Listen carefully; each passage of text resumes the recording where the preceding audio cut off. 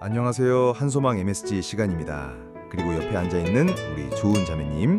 오늘은 정말 중요한 주제로 여러분을 찾아왔습니다. 기대되시죠? 네, 목사님 안녕하세요. 저도 너무 기대돼요. 목사님과 함께 깊이 있는 말씀을 나눌 생각에 벌써부터 마음이 두근거립니다. 좋습니다. 오늘 저희가 함께 깊이 살펴볼 내용은 바로 데살로니가전서 4장 후반부와 5장 앞부분입니다. 초기 교회가 가졌던 아주 절박한 질문들, 그리고 그에 대한 사도 바울의 답을 집중적으로 파헤쳐 보려고 해요. 짧은 분량이지만 내용이 정말 풍성하더라고요. 아, 데살로니가전서요. 그때 교인들이 그리스도의 재림이나 이미 세상을 떠난 성도들의 운명에 대해 궁금해했던 내용이 담겨 있는 거죠. 그들의 불안 속에서 우리의 질문도 발견할 수 있을 것 같아요. 맞습니다.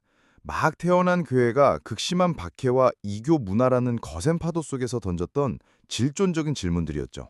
바울의 답은 2000년 전의 위로를 넘어 오늘날 우리에게도 여전히 강력한 소망의 근거를 제시하고 있습니다. 그럼 먼저 그들이 처했던 당시 배경부터 잠깐 살펴볼까요? 네, 좋아요. 배경을 알면 더 잘 이해될 것 같아요. 바울이 2차 전도 여행 중에 성령의 인도로 마게도냐, 즉 유럽으로 처음 갔잖아요. 빌립보를 거쳐 데살로니가에 도착했는데 그 과정이 순탄하지 않았다고 해요. 아, 맞아요. 빌립보에서도 감옥에 갇히는 고초를 겪었죠. 데살로니가에서도 비슷했다니 정말 바울 사도님께는 쉽지 않은 길이었네요. 전혀 순탄하지 않았습니다. 데살로니가는 당시 마게도냐 지방의 수도였고 로마의 중요한 에그나티아 가도가 통과하는 교통과 상업의 중심지였어요. 아주 전략적으로 중요한 도시였기에 바울도 이곳을 거점으로 삼으려 했을 겁니다. 회당에서 복음을 전했을 때 반응이 꽤 뜨거웠고 일부 유다인뿐 아니라 많은 이방인들, 특히 귀부인들도 믿음을 받아들여 교회가 세워졌다고 하죠. 와, 그럼 성공적으로 정착하는 듯 보였는데 또 반대가 따랐다는 거죠? 정확합니다. 복음을 받아들이지 않은 유대인들이 바울 일행을 황제에게 반역하는 자들이라고 고발하며 소동을 일으켰고 결국 바울 일행은 밤에 몰래 도망쳐야 했습니다. 정말 긴박했네요. 이제 막 믿기 시작한 사람들을 그런 위험한 상황에 두고 떠나야 했으니 바울의 마음이 정말 편치 않았겠어요. 엄청 염려했죠. 박해 속에서 신앙을 지킬 수 있을까? 또 우상 숭배와 성적 부도덕이 만연한 환경에서 과연 거룩하게 살 수 있을까? 이런 걱정이 많았던 겁니다. 그래서 디모데를 보내 상황을 알아봤고 다행히 그들이 믿음 위에 굳건히 서 있다는 기쁜 소식을 듣고 감사하며 쓴 편지가 바로 이 데살로니가 전서예요. 편지에는 박해 속의 격려, 거룩한 삶에 대한 촉구, 그리고 오늘 다룰 재림에 대한 질문과 답변까지 담겨 있는 거죠. 아, 이제 연결이 되네요. 그럼 이제 본격적으로 교인들의 첫 번째 큰 질문으로 들어가 볼까요? 주님이 곧 오실 줄 알았는데 기다리다가 세상을 떠난 성도들은 어떻게 되는 건가요? 주님 오실 때 불이익이라도 당한 건 아닌가 하는 불안감이었던 것 같아요. 맞아요. 시간이 흐르면서 공동체 안에 죽는 사람이 생기니 이런 현실적인 질문이 나올 수밖에 없었겠죠. 당시 사람들은 죽음을 끝이나 어둡고 희망 없는 상태로 여겼기 때문에 불안이 더 컸을 겁니다. 바울은 4장 13절에서 형제들아 자는 자들에 관하여는 너희가 알지 못함을 우리가 원하지 아니하노니 이는 소망 없는 다른 이와 같이 슬퍼하지 않게 하려 함이라고 말하면서 이 주제를 시작합니다. 여기서 자는 자들이라는 표현 자체가 아주 심장하죠. 맞아요. 그냥 죽은 자들이 아니라 자는 자들이라고 한 게 뭔가 깨어날 걸 전제하는 느낌이 들어요. 그리고 소망 없는 다른이, 즉 믿지 않는 이들과 그리스도인의 슬픔은 근본적으로 달라야 한다고 선을 긋는 거네요. 그렇습니다. 이런 고민에 대한 바울의 답변이 바로 오늘 이야기의 중심인데요. 바울은 먼저 세상을 떠난 성도들을 자는 자들이라고 표현하며 소망 없는 다른 이와 같이 슬퍼하지 말라고 위로합니다. 그리고 이 위로의 가장 혁신적인 핵심은 바로 예수 그리스도의 부활에 있다고 말하죠. 예수님의 부활이요? 그럼 그게 단순히 과거의 사건이 아니라는 건가요? 그렇죠. 예수님의 부활은 과거 사건으로 끝나지 않고 성도들의 미래 부활을 보증하는 첫 열매와도 같은 겁니다. 당시 막연한 영혼 불멸 사상과는 차원이 달랐어요. 예수님의 부활은 구체적인 몸의 부활과 그분과의 연합을 약속하는 혁명적인 소망이었던 거죠. 와, 정말 혁명적인데요?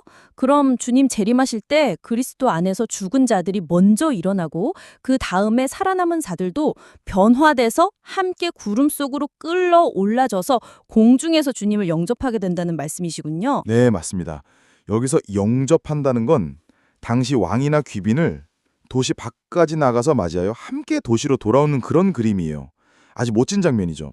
중요한 건 죽음이 결코 신앙 여정에서의 불리함이나 단절이 아니라 모든 성도가 예외 없이 항상 주님과 함께 있게 된다는 약속이라는 겁니다.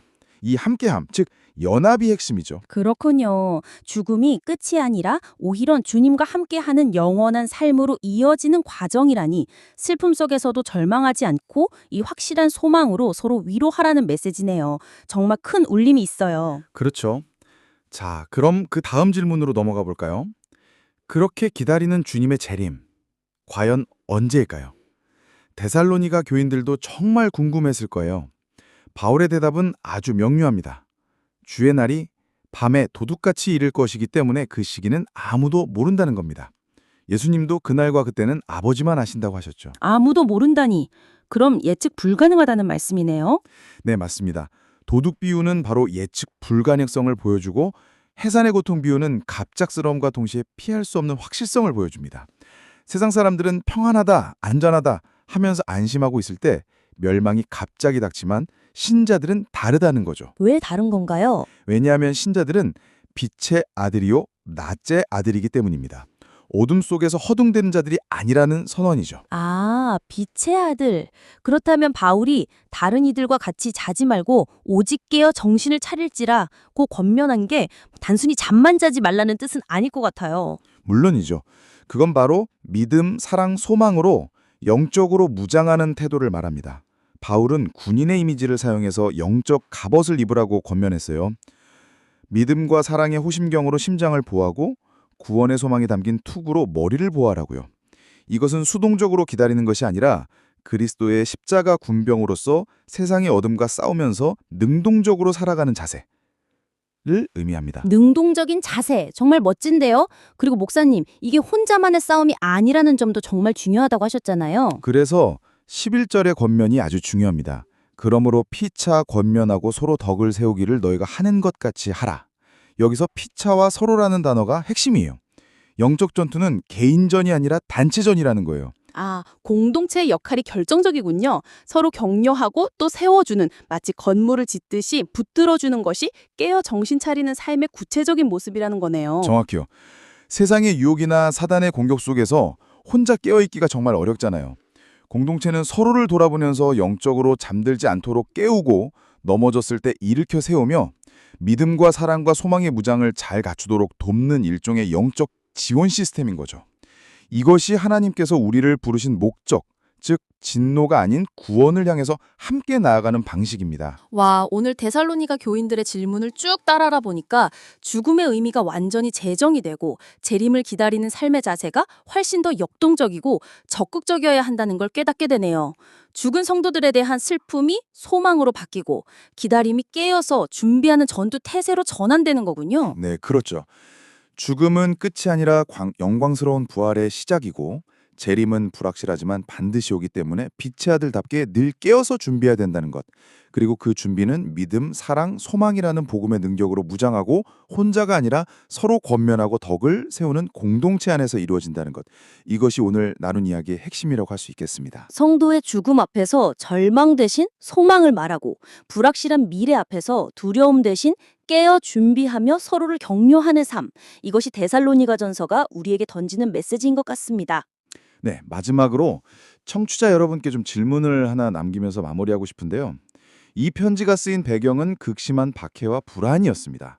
오늘날 우리가 살아가면서 마주하는 각자의 어려움들, 불확실성, 때로는 어떤 영적인 무기력함 속에서 빛의 아들로서 깨어 정신을 차리고 믿음과 사랑과 소망으로 살아간다는 것은 여러분의 삶 속에서 어떤 구체적인 모습으로 나타나야 할까요? 그리고 또 서로 권면하고 덕을 세우라 라는 이 명령을 여러분의 가정, 교회 혹은 속한 공동체 안에서 어떻게 좀 더 살아있는 실천으로 옮길 수 있을지 깊이 한번 생각해 보시면 좋을 것 같습니다. 오늘 지혜자매님과 함께 데살로니가전서의 깊은 메시지를 함께 탐구하는 정말 귀한 시간이었습니다. 이 나눔이 여러분 각자의 삶에도 의미 있는 울림이 되었길 바랍니다. 다음 시간에 또 다른 주제로 찾아뵙겠습니다. 네, 감사합니다.